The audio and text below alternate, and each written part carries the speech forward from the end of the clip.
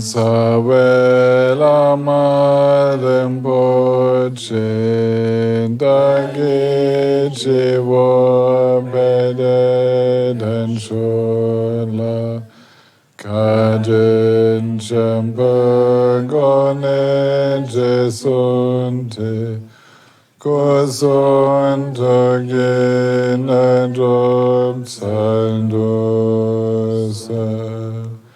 Sangye Chedan Soki Chanamla Chanjum Pandu Dani Kyabsuji Dagi Jinso Jipesanamji Jola Benji Sangye Dhumbasho Sangye Chedan Sogi Janamla Chanjum Badu Dani Kapsuji Dagi Jinson Jipesanamji Jola Benji Sangye Dhumbasho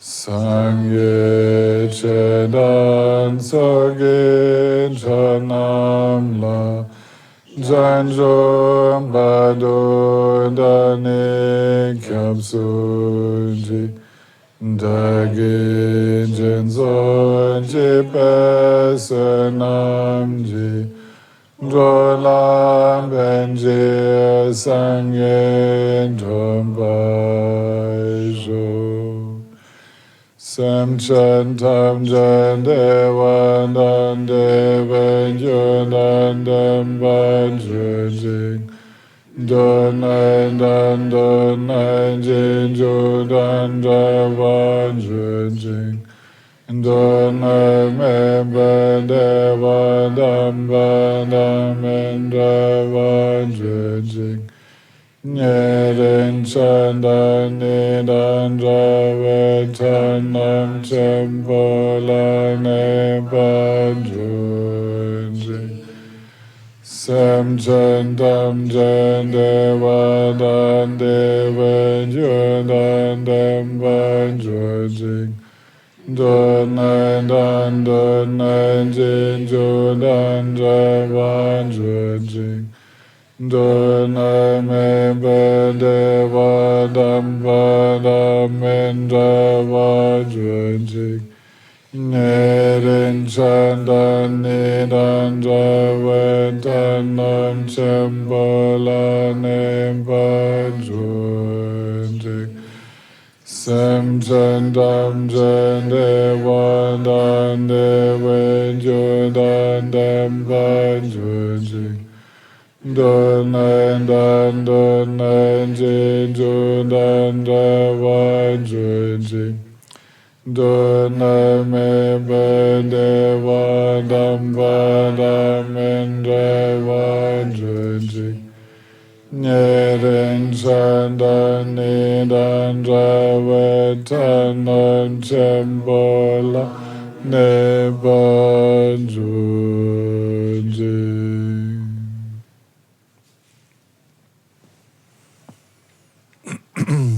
Before we start, I would like to answer to a question in the chat which came in asking if we only practice the preliminaries, will we be practicing Mahamudra? Is it enough? Actually, yes, because the preliminaries will then stop being preliminaries. When you take the preliminaries deeply, they will actually become the main practice. So then they are not preliminaries anymore. For us now, as we start, as we begin, then the so-called preliminaries are the ways of practice that dissolve the obstacles, the hindrances. For example, the lack of self-esteem, lack of self-confidence, or clinging to who we were in the past, who we are now, or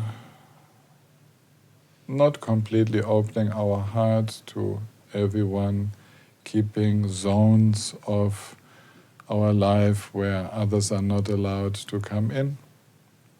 All of that, it's like there's so much. If we don't open up completely to change, to impermanence, then all of these are blockages. Actually, they limit our possibility to be fully open and present. So the preliminaries will do their effect, and as they do their effect, as we actually engage with them, actually we enter more and more into that presence, which we then call Mahamudra.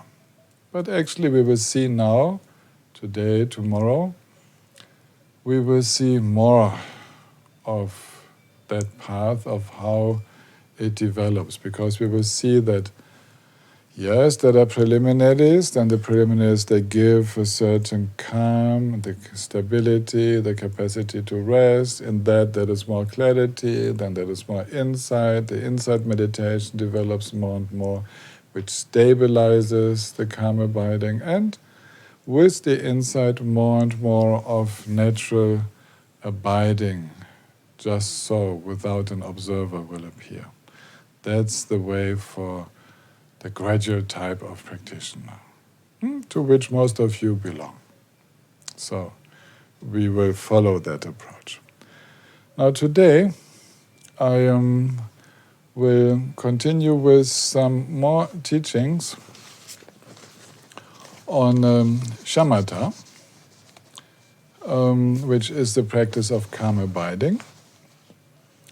And in order to practice that, we need to be familiar with the explanations that were given already in the parts of the book dealing with the common approach to shamatha, to calm abiding. So I hope many of you find the time to study again the book, the transcripts, to listen to the audios, and the videos which give the summary. That will fill the gap of understanding for you. Now we enter shamatha from the point of view of Mahamudra. And here I have again a summary of Dakpotashi Namgyal's instructions. And the old texts, they all start with the meditation posture. Now, the full-blown meditation posture, what's the speciality of the Mahamudra transmission, is that due to the preliminaries, you are already so relaxed that you can take the 7-point posture of Vairochana, which I'm going to show to you, which actually you will see very quickly. Can I close that? What happens if I close? Try it out. Well, we will see. How? Not completely, like this. So, what you do is you go into the full Vajra posture. I'm sitting quite low now because the sofa is moving back, so I get the seat has to be high enough. And am I still on the screen? You watch that because I can't. You put your thumb at the bottom of the ring finger. These two fingers, the middle finger, the index, they will touch each other. The right hand fingers lying on top of the left hand fingers. And you use the groins in English. The groins here as a stable support. When you press in there, you cannot slide down. And then, with the back of your wrists, you put, actually the best would be I take off my my shirt now, so otherwise the demonstration will not have much of an effect.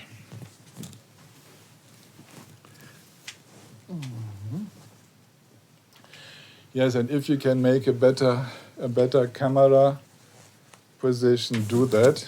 I will not take care of that, I will just show you. So,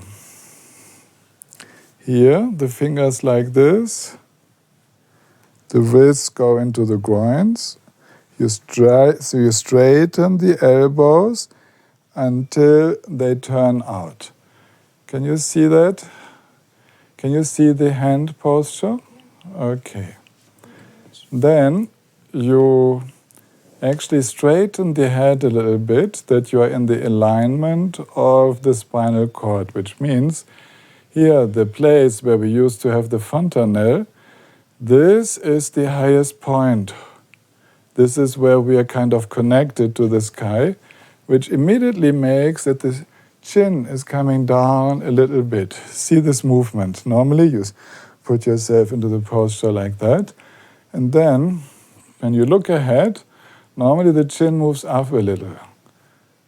But as I remember to have the fontanelle up top, then the chin comes in a little bit. That's what the texts call the chin is being tucked in a little.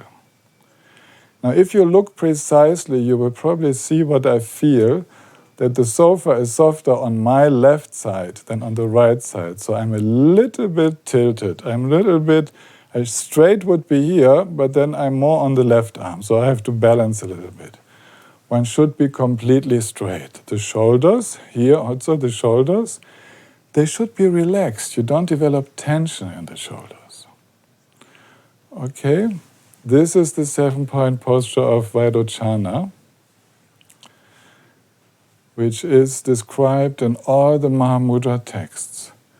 Now this is on top of the usual meditation posture. Okay, it makes us straighten up completely. The benefits are enormous. The benefits are such that the energies, for those who can take this posture in a relaxed way, the energies start circulating easily. So this, this is in addition to the habitual posture. Normally we sit simply like this. Normally we sit like that. We rest the hands in the lap. Often teachers say the thumbs should touch a little bit to maintain, to make like an arc. Okay? And this is not really necessary, but it is very good if you tend to have dullness in your mind. This little bit attention in the thumbs joining to form a circle keeps a little bit higher degree of presence. If your presence is already very much there and you're rather on the agitated side, then place the thumbs down. Don't put them against each other. You can relax more. But know this little trick that you can put them together, and just this little additional awareness is enough. So normal sitting posture would be like this.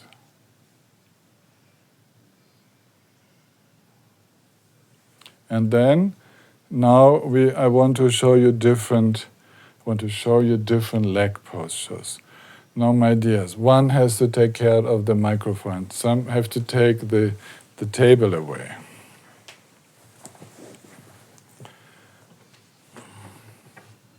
Okay. This is called the lotus or vajra posture. Okay, you got it? And then there is the half vajra or half lotus, one leg up. Now, it's good if you also alternate, and sometimes you have the left leg up and the right leg relaxed. And then you have the right leg up and the left leg relaxed. So always look for the balance in the body. then that is the bodhisattva posture, where you have both legs flat. Okay? So these are the usual sitting postures. If you can sit like that. But some cannot. So then we have the postures, which are also very good. You can do everything, where you sit like this, and you take, and you take a cushion, whoops, which you place between your ankles, and you sit like that, which is a very comfortable posture as well.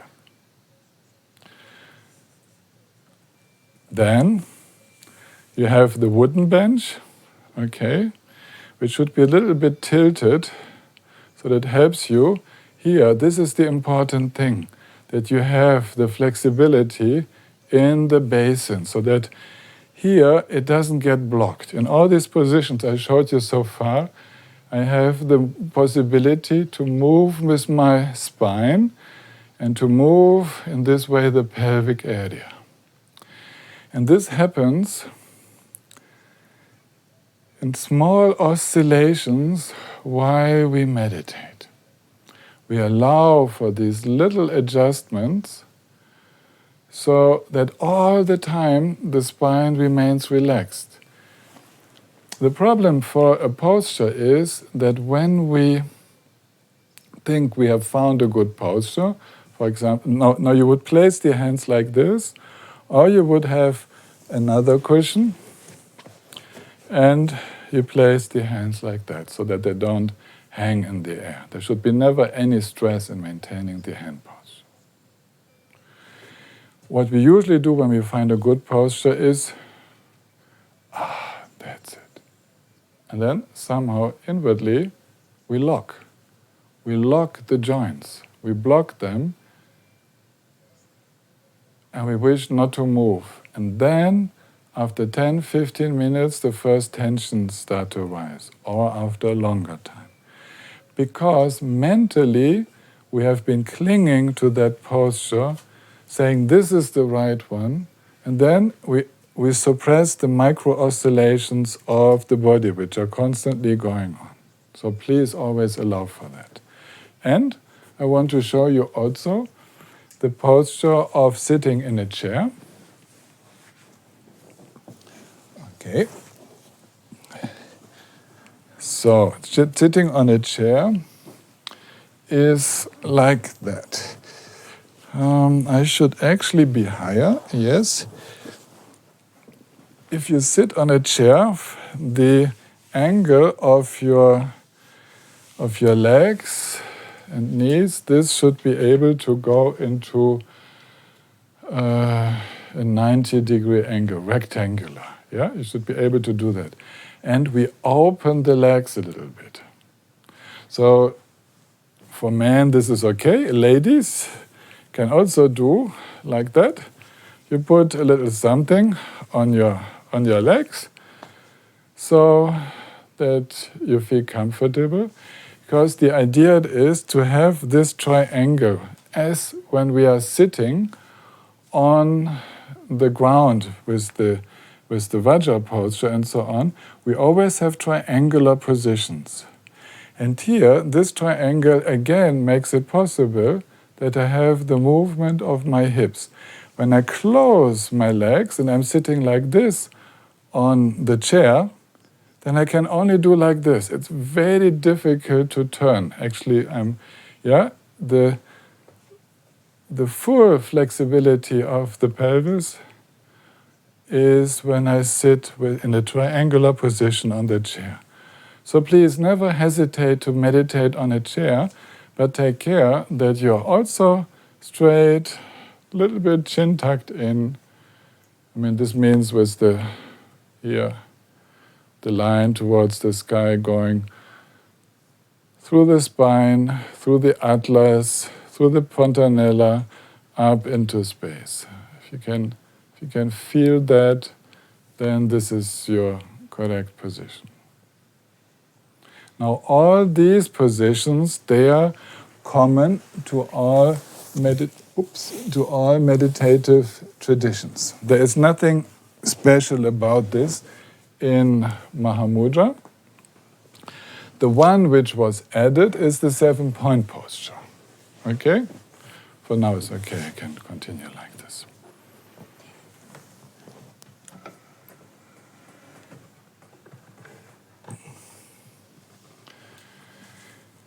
Now, I've seen, of course, hundreds of practitioners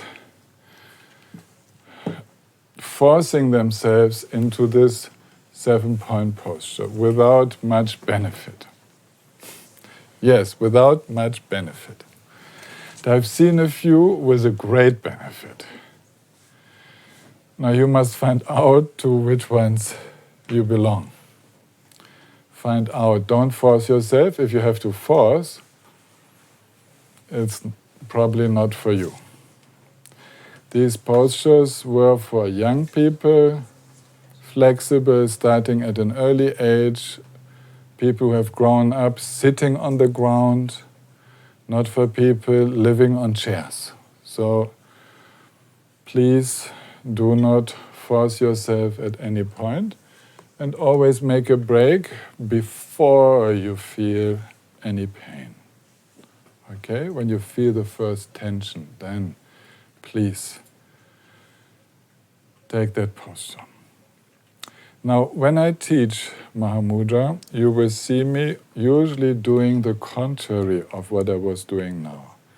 I usually say, take whatever posture you like, relax back, take a support, lean back, stretch out, even lie down, because relaxation for most of us is so much more important than putting in the extra effort, of straightening up. Most people get tense in their mind just by looking at the posture. Yes? So please, this is a posture from which I've benefited very, very much, and it was actually having taken that posture, having done some pranayama in that posture, that I had my first non-dual experience. It was also thanks to the after effects of this posture, so I'm very indebted to this posture. But I'm actually not taking it myself very much at all. I use it now to cut through dullness. If my mind becomes dull, then I take that posture. But in retreat, as Genro Rinpoche was teaching us, we took this posture to cut through emotions. Because when you take this posture, it's very difficult to remain angry. Very difficult to remain in any film. The letting go is almost a must. It's like an obligation in that posture. Of course, there are always very capable meditators who maintain fixed ideas, even in the posture. But it helps a lot. Okay, so this 7-point posture is very much advised. I say it for the completeness of also this summary transmission. Then let's go to the next point of how to enter meditation. We sit in a normal meditation posture now. Please don't put yourself in a 7-point posture now, because I want you to listen, to be able to listen. And the 7-point posture is intended to be guiding us into a non-conceptual state. So we then let the breath flow in and out without a sound, gently and effortlessly, until the breath becomes so fine that it might not be felt anymore. So this is what we can do together. We will do it now.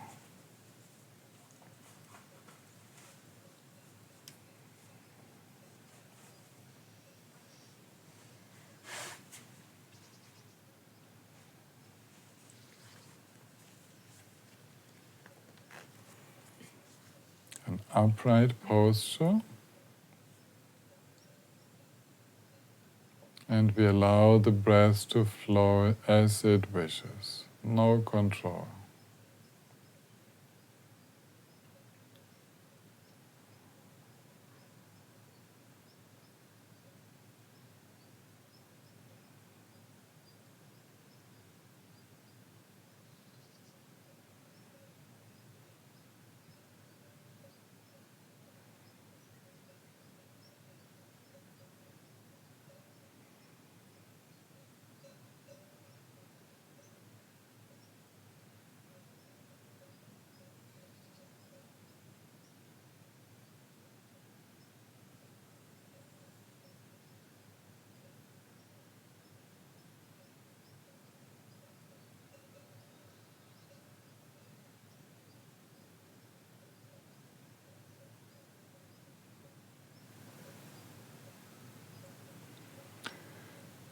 In the Mahamudra tradition, for the ordinary practice, we do not have any idea of how the breath should flow.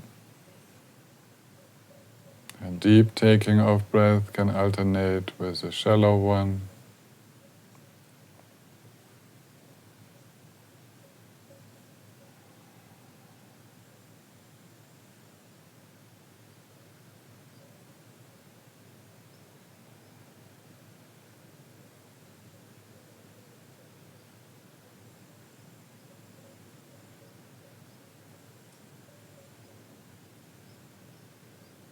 Normally one does not hear the sound of one's own breath anymore.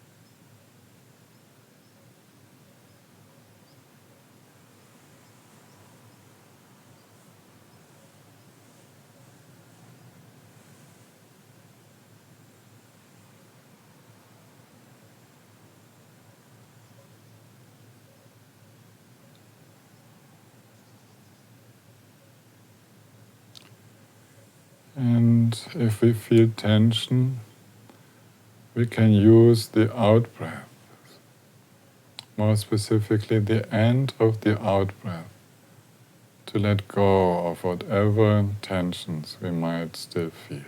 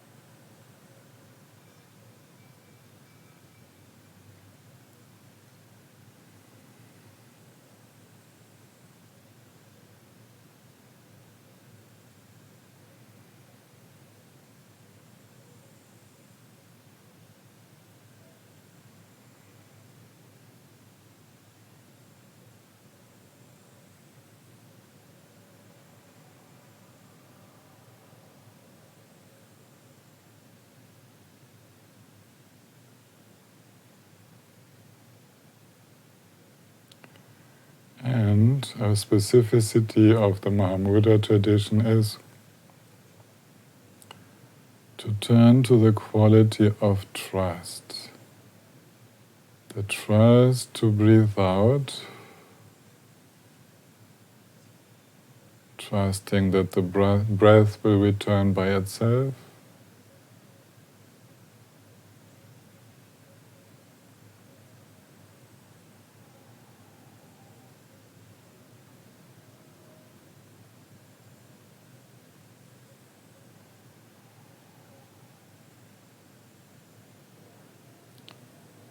Trusting the letting go, trusting the opening as we breathe in.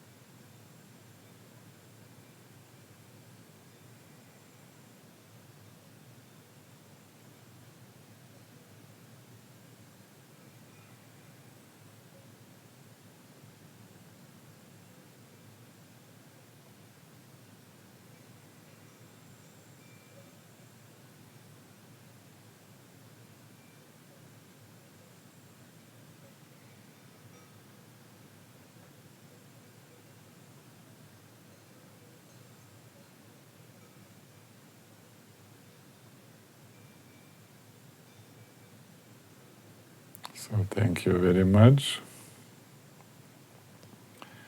If you continue like this, then actually you come into a more and more subtle presence, and you see that the Mahamudra tradition does not focus so much on feeling really the changes of temperature and texture as we breathe in and as we breathe out, the place and so on, but rather goes with the quality of being and uses the opening with the in-breath as a symbol of opening for all phenomena,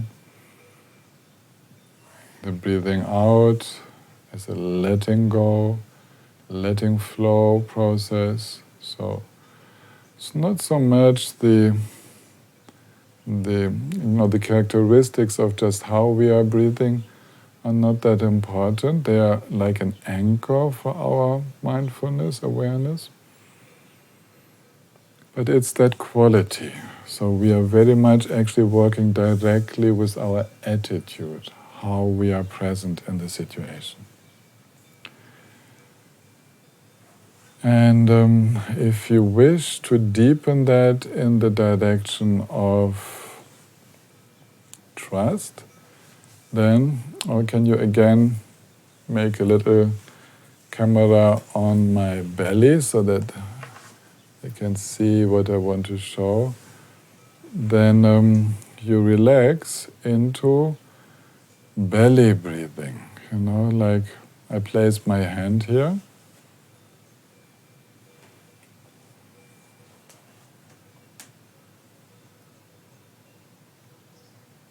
and as the lungs open and release the air, you feel the abdominal wall moving. The belly is extending into the hand, then going back again.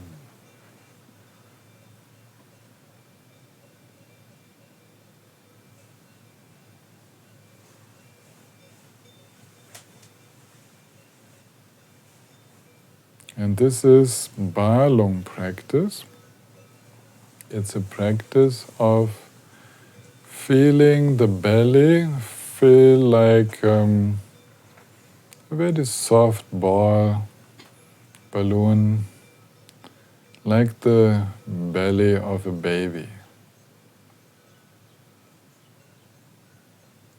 When you have become used to it, you can also do it without the hands.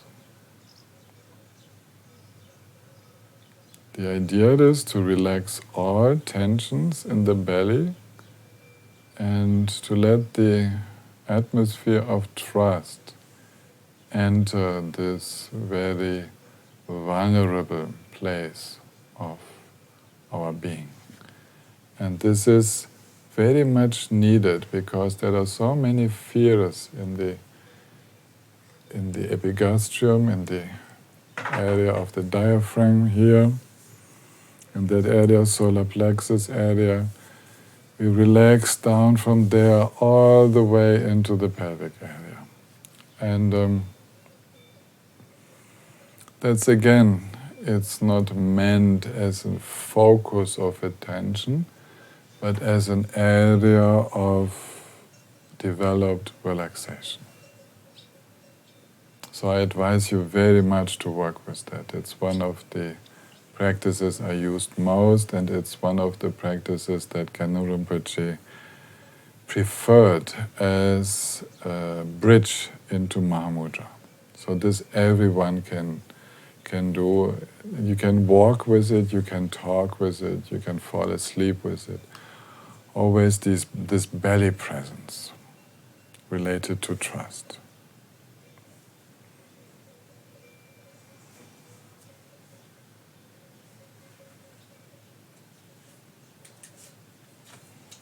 So you have noticed already that the Mahamudra tradition, just like the Zen tradition, which has very many points in familiar, meditates with open eyes.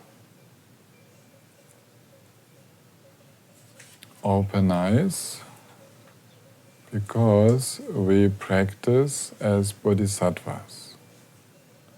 Bodhisattva means someone who is committed to bring all the energy of her practice, of his practice, into the world and to serve others. Now, contact with others happens with open eyes, usually. We communicate with open eyes. We need to see the facial expression. We need to be present. So we train to meditate with open eyes, which is more challenging. Definitely, it's for most people easier to meditate with closed eyes. Sure. Because the tendency to focus is very strong in the way we look. And it needs some time to learn that, how to look. For example, now I look into the camera, in the direction of where you are sitting somewhere in the universe.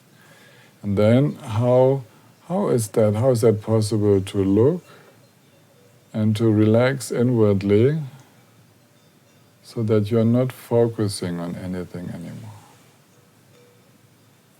So that you see all, the whole visual field, without zooming in on some specific object. Please try to learn that. It helps to be aware of what's going on. We can zoom in at any moment when we want to see something, and we stay relaxed. We will then also learn the capacity to actually be very focused, very present, like I'm looking on the flower now, without creating stress in the visual organ. Actually, most people trying to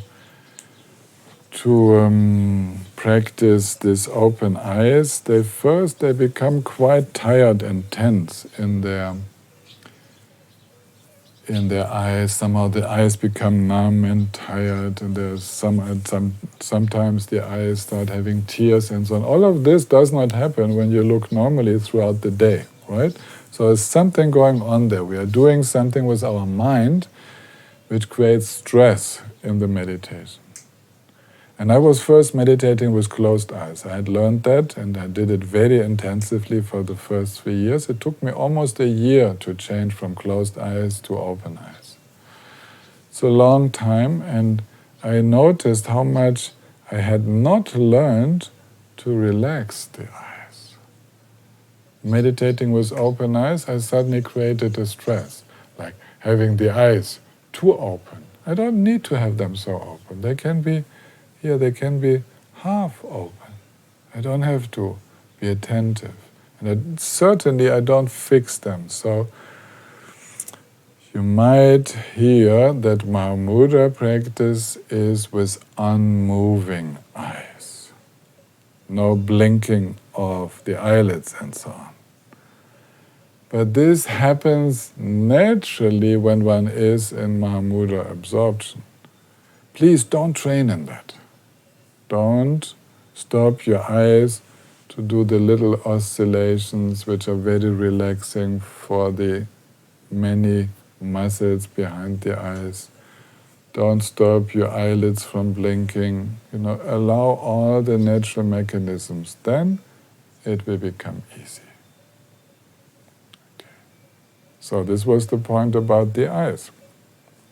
The back is straight, without tension. And Niklas, you had the big cushion, right? I want to show it again. The Mahamudra tradition teaches a fairly big cushion. Yeah? Genpo Rinpoche said us to make cushions a fist high. And actually, we didn't understand why, because we were already very ambitiously trying to sit flat on the ground, because we were yogis. So we were trying to prove to ourselves how flat we can sit and how little cushion we need. Actually, Gene Rinpoche tried to counteract that tendency in us, and this rule of one fist high is meant to reduce the tension in the lower back. So please don't go into an ambition to sit on small cushions. I'm being told to look more beautiful. So don't sit on small cushions, only if you're completely at ease. Then it doesn't matter. Of course, one can sit relaxed even without cushion. Yes. But try out the higher ones, see the relaxation in the lowest back and the small back, because there the meditators very often create a little blockage, because they want to sit straight with a too small cushion, and then this tension in the lower back actually is a tension in mind, trying to maintain a posture. It's an ideal of a posture which one wants to maintain. The posture, which leads into natural meditation, needs to be a natural posture. A natural posture is one where you feel the body sits by itself. You don't need effort to maintain the posture. So try to find out how that is for you. I mean, of course, we are all different.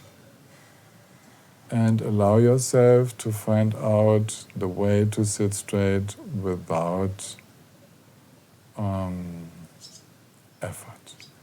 On a chair, some people find that a triangular cushion, which is higher behind and thin in front, will help them to have that little bit tilted position where the basin can tilt easily. So that's also what we say in German, Kaikissen. This kind of cushion can help if you're meditating on a chair. One should not sink back. Yeah. Okay, all of these points are very, very important. Also, I want to pass on to you the understanding how not to get numb legs. So most people, when they have take a cushion or a seat, actually the cushion is too large.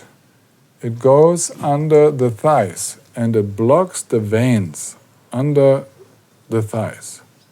So the thigh is crossing over, there's a vein, the cushion is there.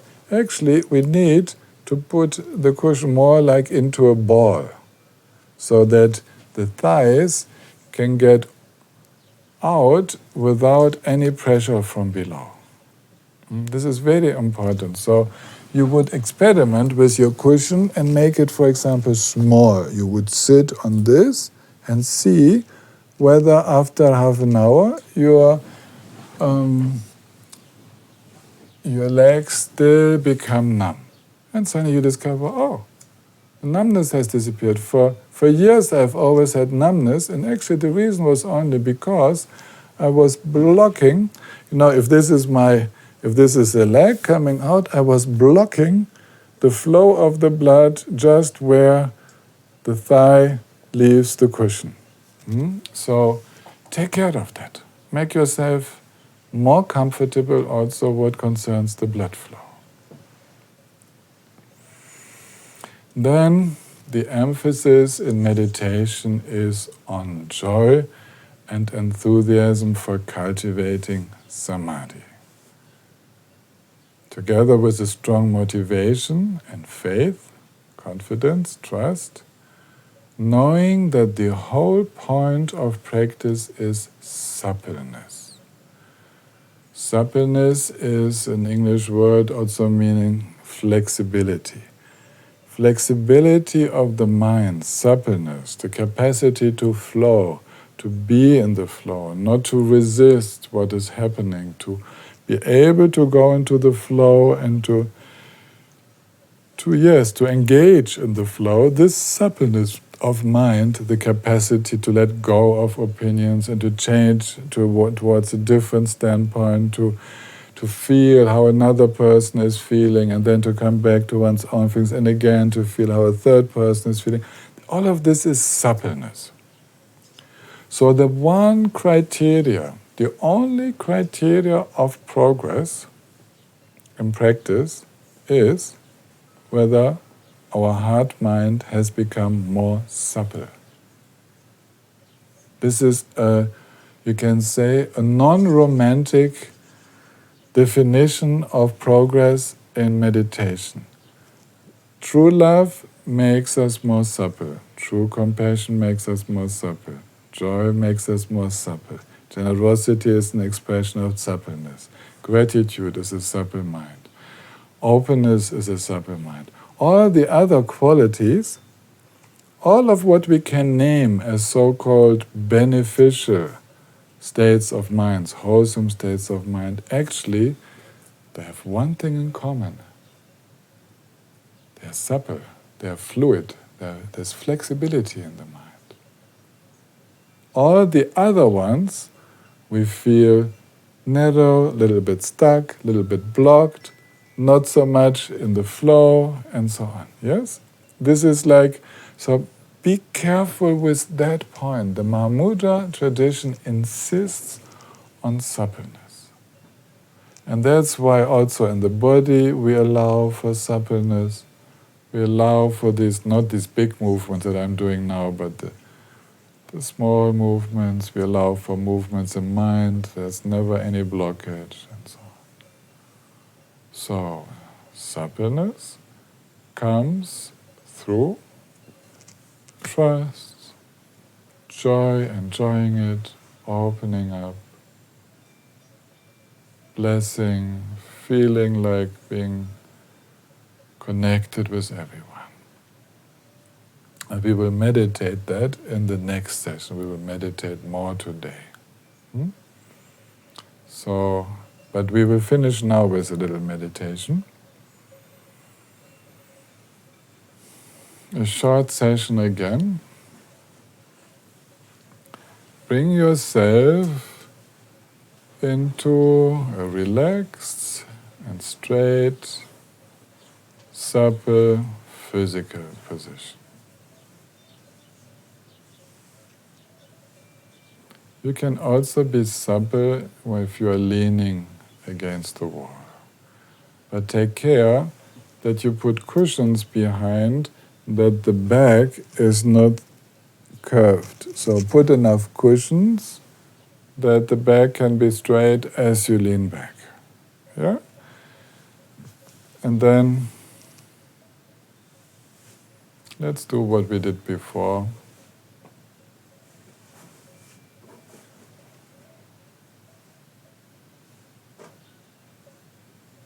Breathing in, breathing out, allowing the breath to find its own rhythm.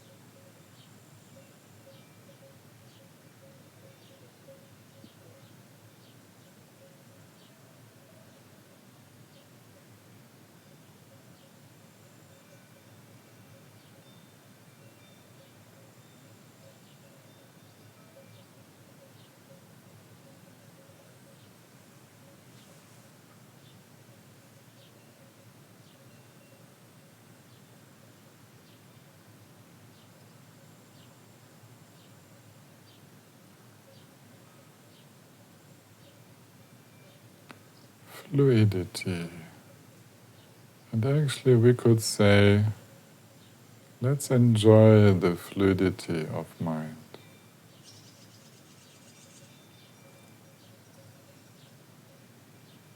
Let's be the flow.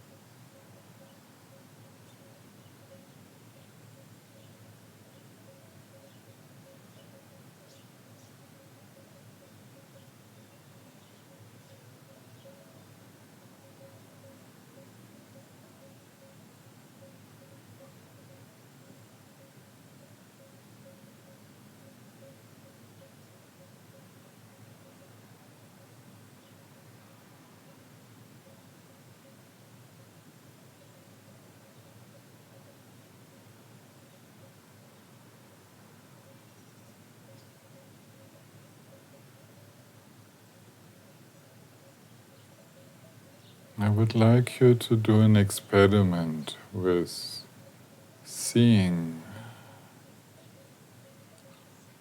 Let your eyes flow slowly. Let them flow, being aware of what is a flowing way of seeing, and when there would be some kind of clinging or grasping where you have the impression that it stops the flow.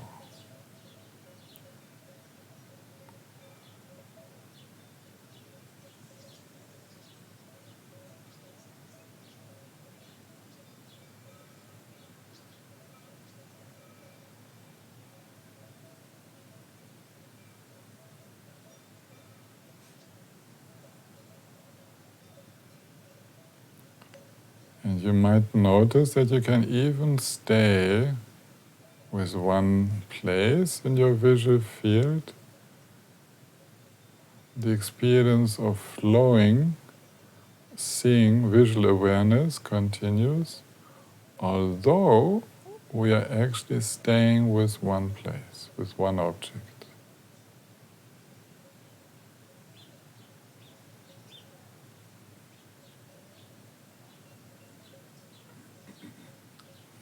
this is quite important to be able to know that difference.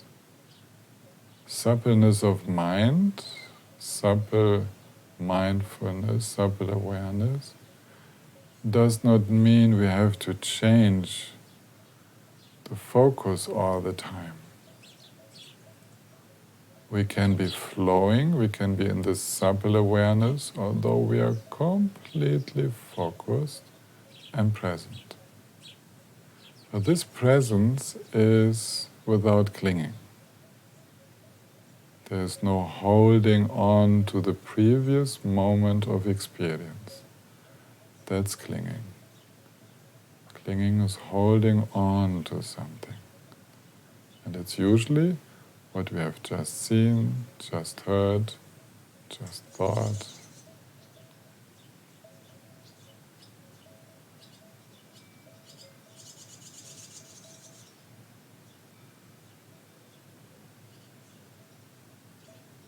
So shamatha practice in the Mahamudra tradition is already being the flow.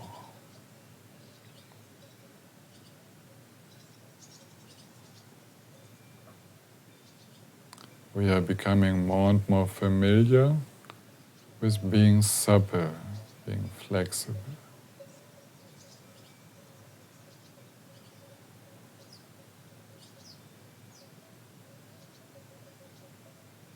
And this is very enjoyable. And for fun, please, from time to time, grasp at something, cling to something, then you know the difference.